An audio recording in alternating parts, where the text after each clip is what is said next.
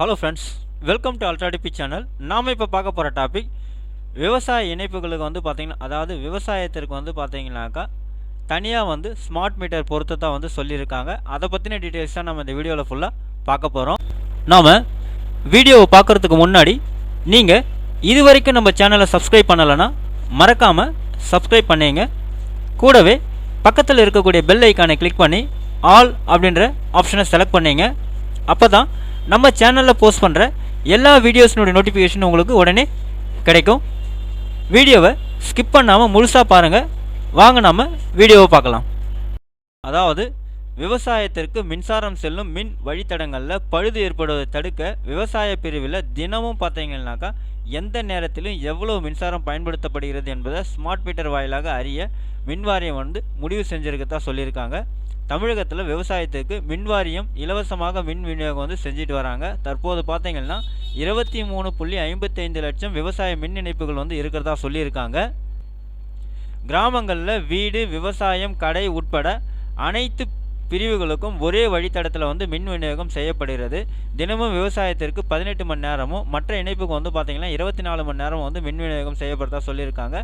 பல கிராமங்களில் விவசாயத்திற்கு மின் விநியோகம் செய்யாத நேரத்திலும் மின்சாரம் பயன்படுத்தப்படுறதா சொல்லியிருக்காங்க. இதனால் அந்த வழித்தடங்களில் உள்ள வீடுகளில் குறைந்த மின்னழுத்த பிரச்சனை ஏற்பட்டு மின் சாதனங்கள் பழுதாக தான் சொல்லியிருக்காங்க. எனவே விவசாயத்திற்கு எவ்வளவு மின்சாரம் பயன்படுத்தப்படுகிறது என்பதை அறியறதுக்காக தெரிஞ்சுக்கிறதுக்காக மின் மோட்டார்கள் பொருத்தப்பட உள்ளதாக தகவல் வெளியாகத்தான் சொல்லியிருக்காங்க. ஸோ அதை பற்றி பார்த்திங்கன்னா மின்வாரிய அதிகாரி ஒருவர் சொல்லும்போது, மத்திய அரசு மின் பயன்பாட்டு விவரத்தை அறிய மீட்டர் பொருத்தாமல் எந்த ஒரு மின் இணைப்பும் வழங்கக்கூடாது என மாநில மின் வாரியங்களுக்கு உத்தரவிட்டிருக்காங்க. இதனால் தமிழகத்தில் 2018 இருந்து விவசாய மின் இணைப்புக்கு மீட்டர் பொருத்தப்படுகிறதுன்னு சொல்கிறாங்க. மின் கட்டணம் இல்லாததால் அந்த மீட்டரில் பதிவாகும் மின் பயன்பாட்டை கணக்கெடுக்கிறது இல்லை அப்படின்னு சொல்லியிருக்காங்க.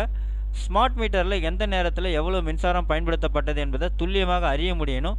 ஒவ்வொரு பிரிவிலும் தினமும் எந்த நேரத்தில் எவ்வளோ மின்சாரம் பயன்படுத்தப்படுகிறது என்ற விவரம் சேகரிக்கப்படுறதா சொல்லியிருக்காங்க. ஸோ அதற்கேற்ப பார்த்தீங்கன்னாக்கா மின் உற்பத்தி மற்றும் மின் கொள்முதல் செய்ய திட்டமிடப்படும் அப்படின்னு சொல்லியிருக்காங்க. அதன்படி பார்த்தோம்னா விவசாய இணைப்புகளில் எந்த நேரத்தில் அதிகமாக அல்லது குறைவாக மின்சாரம் பயன்படுத்தப்படுகிறது என்ற விவரம் தெரிஞ்சது அப்படின்னா அதிக மின் பயன்பாடு உள்ள விவசாய இணைப்புகளில் அதற்கேற்ப கூடுதல் திறனில் மின் சாதனங்கள் நிறுவ நடவடிக்கை எடுக்கப்படும் அப்படின்னு சொல்லியிருக்காங்க. இதனால் மின்னழுத்த பிரச்சனை தடுக்க முடியும் அப்படின்னு சொல்லியிருக்காங்க.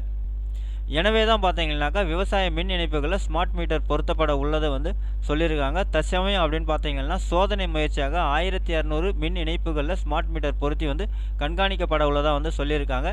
இந்த பணிக்கு ஒப்பந்த நிறுவனத்தை தேர்வு செய்ய டெண்டர் கோரப்பட்டுள்ளதுன்னு சொல்லியிருக்காங்க. அதன் வாயிலாக மீட்டர் பொருத்தி தகவல்கள் பெறப்படும் அப்படின்னு சொல்லியிருக்காங்க. ஸ்மார்ட் மீட்டர் பொருத்தினாலும் விவசாயத்திற்கு தொடர்ந்து இலவச மின்சாரம் வழங்கப்படும் அப்படின்னு சொல்லியிருக்காங்க. அது மட்டும் இல்லாமல் விவசாயத்திற்கு அப்படின்னு பார்த்தீங்கன்னாக்கா தனி வழித்தடத்தில் மின்சாரம் அப்படின்னு சொல்லியிருக்காங்க. அதாவது மத்திய அரசின் மறுசீரமைப்பு மின் விநியோக திட்டத்தின் கீழ் தமிழகத்தில் விவசாயத்திற்கு தனி வழித்தடத்தில் மின் விநியோகம் செய்ய பணிகள் துவங்கியுள்ளதுன்னு சொல்லியிருக்காங்க. அதன்படி 6200 கிராம மின் வழித்தடங்களில் விவசாய மின் இணைப்புகள் இணைக்கப்பட்டுள்ளன சொல்லியிருக்காங்க. இதில் 30% மேல் விவசாய இணைப்புகள் உள்ள 1685 வழித்தடங்களில் இருந்து விவசாயத்திற்கு தனி வழித்தடம் அமைக்கும் பணிகள் ஒப்பந்த நிறுவனங்கள் வாயிலாக துவங்கப்பட்டுள்ளன அப்படின்னு சொல்லியிருக்காங்க. இதனால் மின்னழுத்த பிரச்சனை ஏற்படாது அப்படின்னு சொல்லியிருக்காங்க. மின் இழப்பு குறையும். பகலில் கிடைக்கும் சூரிய சக்தி மின்சாரம் விவசாயத்திற்கு வழங்கப்பட உள்ளது அப்படின்னு பார்த்தீங்கன்னாக்கா மின்வாரிய அதிகாரிகள் தெரிவிச்சிருக்கதா சொல்லியிருக்காங்க. ஓகே ஃப்ரெண்ட்ஸ், அவ்வளோதான் உங்களுக்கான இன்ஃபர்மேஷன்.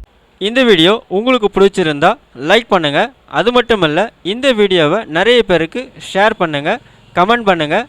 மறக்காமல் நம்ம சேனலை சப்ஸ்கிரைப் பண்ணிங்க. மீண்டும் ஒரு நல்ல வீடியோவில் சந்திப்போம். நன்றி, வணக்கம்.